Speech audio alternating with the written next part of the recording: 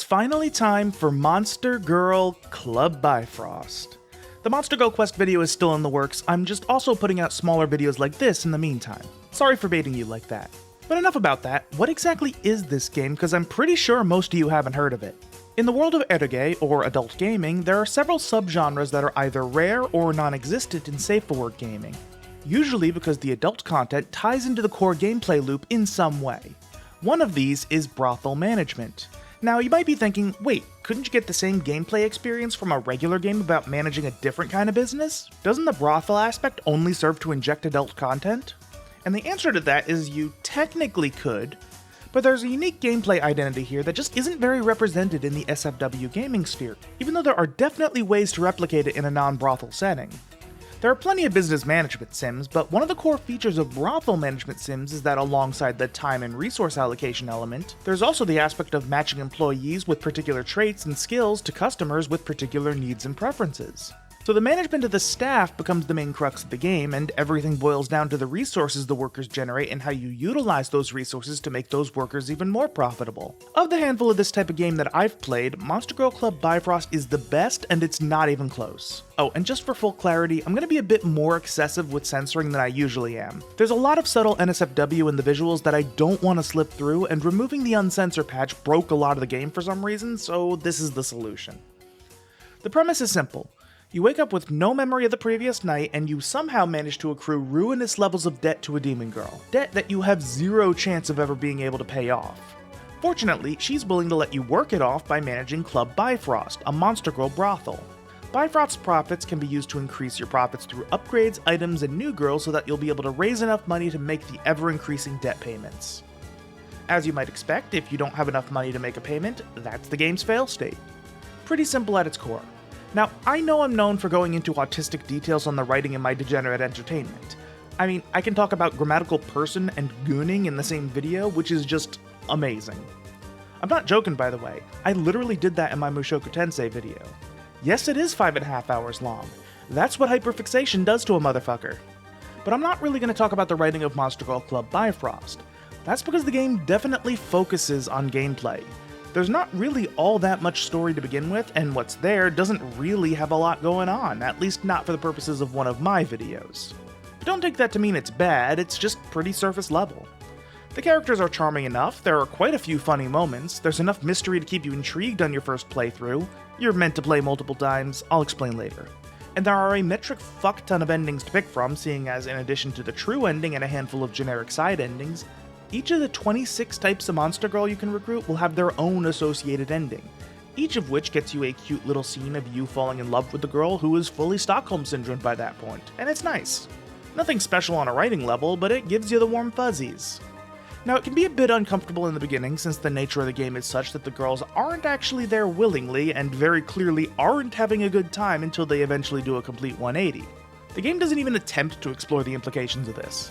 So for me, it feels a little weird and initially broke my immersion just a tiny bit, and I can imagine someone who's more sensitive to these things being pretty put off. But once you get over that side of things, it's a decent mix of fluffy and funny with a hint of mystery and danger.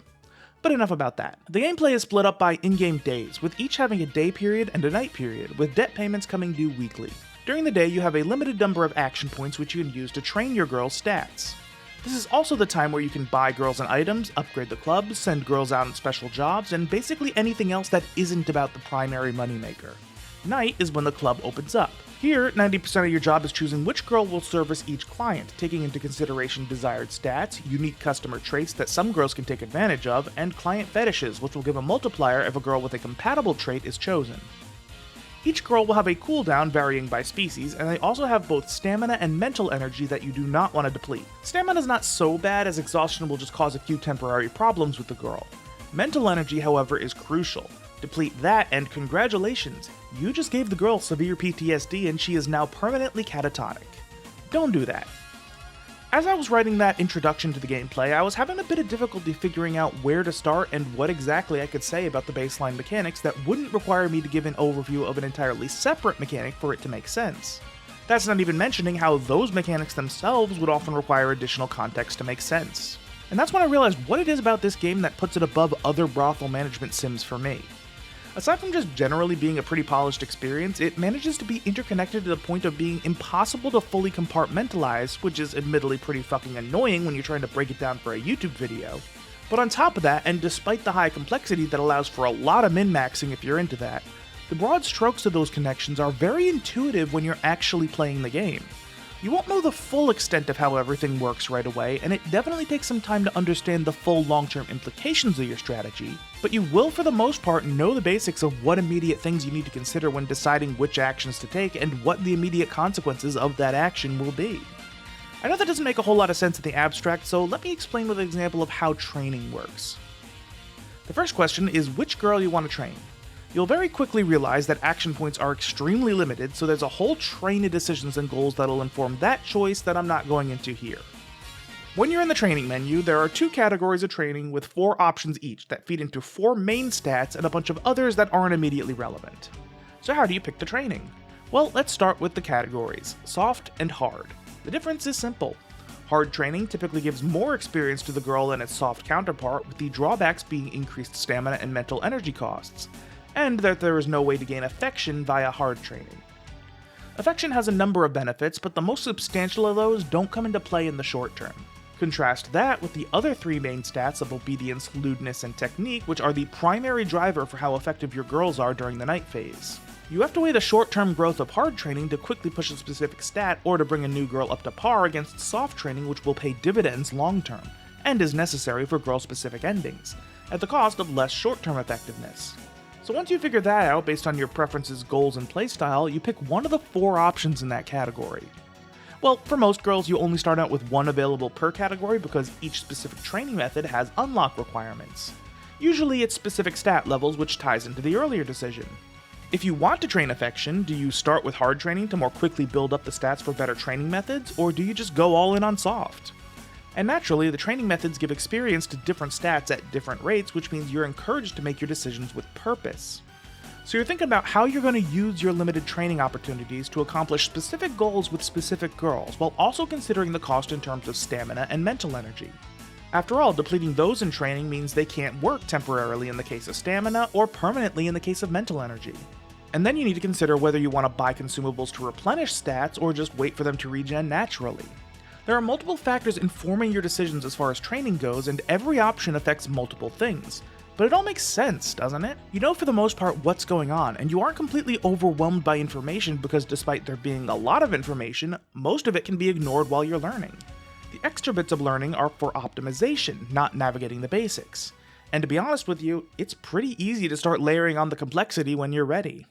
Every new thing you choose to look at feeds into what you've already been taught, so you have more to think about, but it doesn't fundamentally shake your understanding of what you're doing. For example, there's the pleasure mechanic. When it maxes out, the girl orgasms, which comes with benefits. When working, it gives a hefty multiplier to the encounter. When training, it doubles the experience from that training session. Not necessary to beat the game, but you're probably going to start thinking about it once you're comfortable with the core gameplay loop. This general philosophy permutates through the rest of the game. The night phase goes from fill up my 6 slots with skilled girls to having as wide a spread of traits as possible and having girls available who can deal with certain negative customer traits, such as clients with STDs. Normally, you'd have to choose between catching that STD and its associated debuff or turning the client away at the cost of your club's reputation. But if you have a slime girl who's immune to disease, there's a way around that. I could keep going on, but I'm not really looking to go too into specifics here. I'm really just trying to drive home that the game is complex, but it's very digestible, and you'll find a lot of success if you decide to start a second playthrough. Speaking of which, Girl Club Bifrost has a really solid New Game Plus system. By default, nothing from your previous playthrough directly carries over, but instead you get points based on how many achievements you've gotten across all playthroughs to gain boosts such as extra starting cash, increased skill caps, greater earnings, and 2 girls who are exclusive to New Game Plus. So now you'll want to put your knowledge to the test, taking on one of the harder difficulties with new boosts and new girls while having direct incentives to hunt down achievements. Even if you're not a completionist like I tend to be, many people find it engaging to have an actual goal in front of you when gaming, and Girl Club Bifrost is built around exactly that. Look, at the end of the day, all I'm saying is that this is a good game, and it's a shame it doesn't really get the recognition it deserves. It's fun to play and has some pretty solid artwork. Believe it or not, it's on Steam if you want to give it a shot, though you will have to install the Uncensor patch to get the full experience. I'm not really sure how to end this video, as it's not structured like one of my deep dives, and I don't really have a through line to tie everything together, so just play the fucking game if anything I said interests you.